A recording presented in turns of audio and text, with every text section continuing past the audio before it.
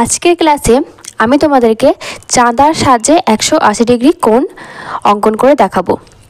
তোমাদের মধ্যেই একজন আমাকে কমেন্ট করে বলেছিল যে চাঁদার সাহায্যে 180 ডিগ্রি কোণটা দেখিয়ে দিতে। আমি কম্পাসের সাহায্যে কীভাবে 180 ডিগ্রি কোণ অঙ্কন করতে হয় আমি অলরেডি দেখিয়েছি। আজকে আমি তোমাদেরকে চাঁদার সাহায্যে করে দেখাবো। প্রথমেই আমরা স্কেলের সাহায্যে একটা সরলরেখা অঙ্কন করি।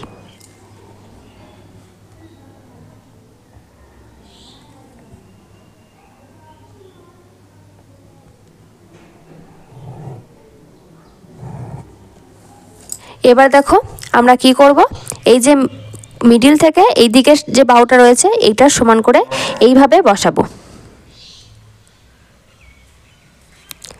দেখো একদম সমানভাবে বসাতে হবে, কিন্তু আমাদের ঠিকঠাকভাবে হবে, চাঁদাটা একদম ঠিকঠাক। দেখো আমরা কিন্তু এর সমান সমান কিন্তু নিয়েছি। এবার আমরা কি করব, দেখো এই যে 180 ডিগ্রি মানে এইটা আমরা এইভাবে দেখো মাপটা নিচ্ছি, হয়েছে।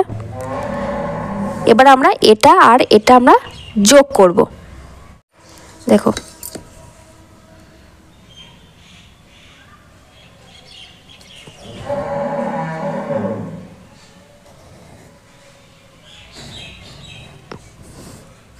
নিচের বিন্দুটা কিন্তু নয় গো, উপরের বিন্দুটা, কারণ এটা আমার আগে থেকে ছিল।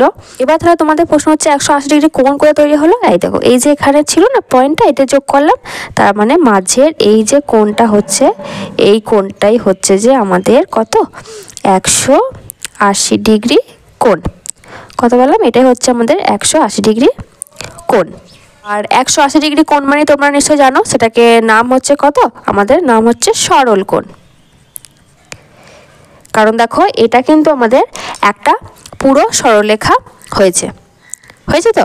এবার দেখো আমরা যদি চাঁদার সাহায্যে মাপার সময় যদি কোনোভাবে এই জায়গাটা আমরা এদিক ওদিক করে ফেলি, ঠিকঠাকভাবে না করতে পারি, তাহলে কিন্তু এটা এক সরলরেখায় কিন্তু এটা আসবে না, একটু বেঁকে যাবে, তখন কিন্তু সেটা সরল কোণ কিন্তু হবে না।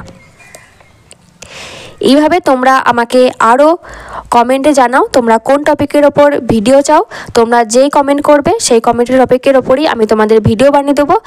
রিকোয়েস্টেড ভিডিও বলে একটা প্লেলিস্ট তৈরি করব, সেখানে তোমাদের বলা টপিকের ওপর ক্লাস তোমরা পেয়ে যাবে।